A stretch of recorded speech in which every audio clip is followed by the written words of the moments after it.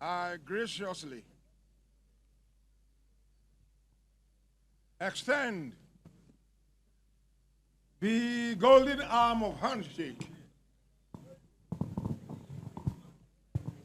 from Our Majesty, King Osei.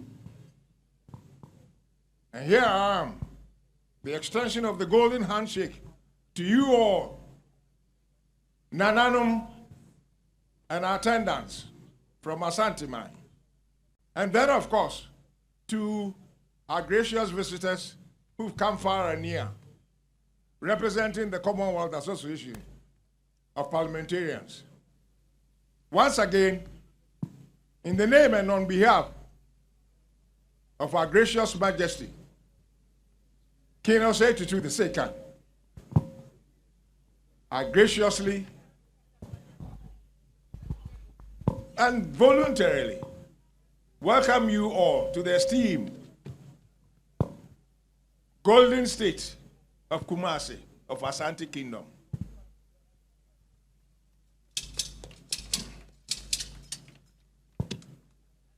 The Right Honorable Deputy Speaker of Parliament, here representing the Speaker of Parliament of Ghana,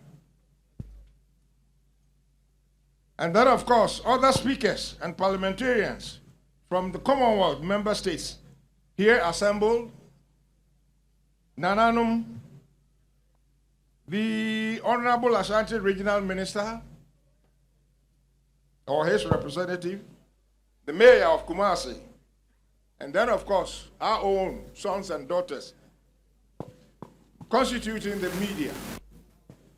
Ladies and gentlemen, it is with great pleasure that I welcome you to this cultural event, which has been organized in honor of our visiting Commonwealth parliamentarians.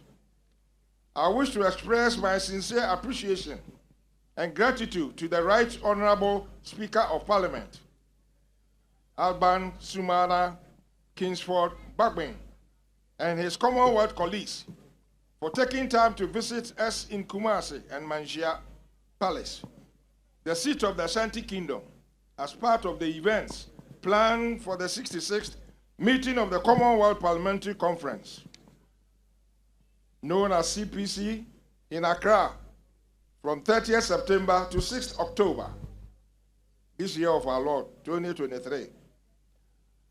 As you all know, Ghana has been an active, committed, and dedicated member of the Commonwealth since it attained its independence from the British colonial rule in March 1957.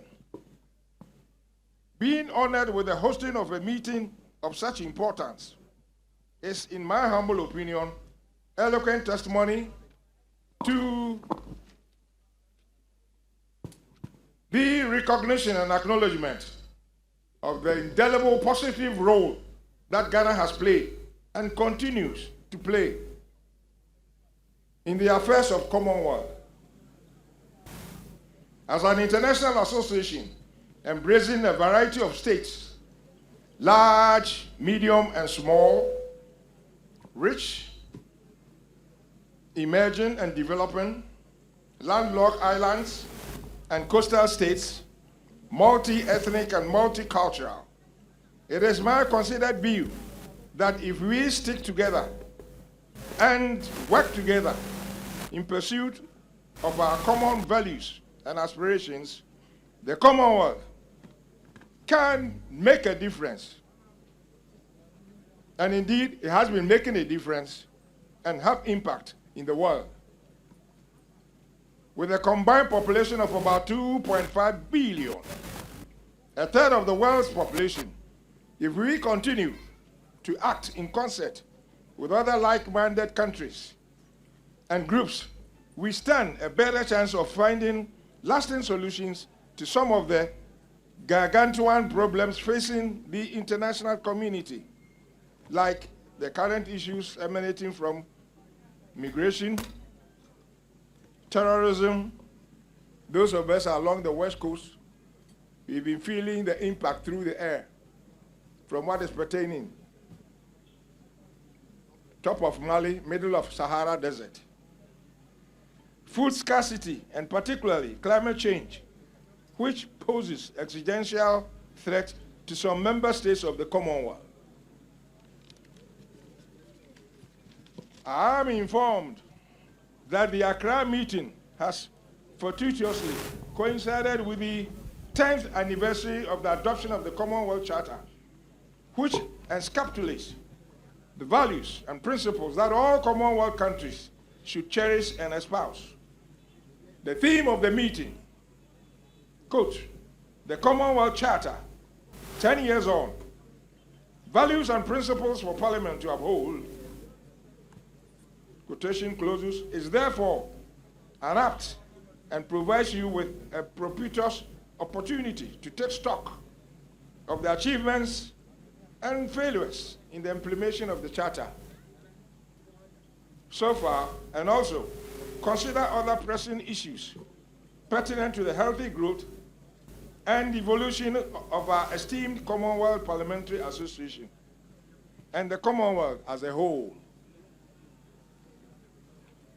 Needless to say that in your capacity as eminent legislators, you have a golden chance and the onerous responsibility to contribute to the enhancement of democracy and democratic practices in our respective communities.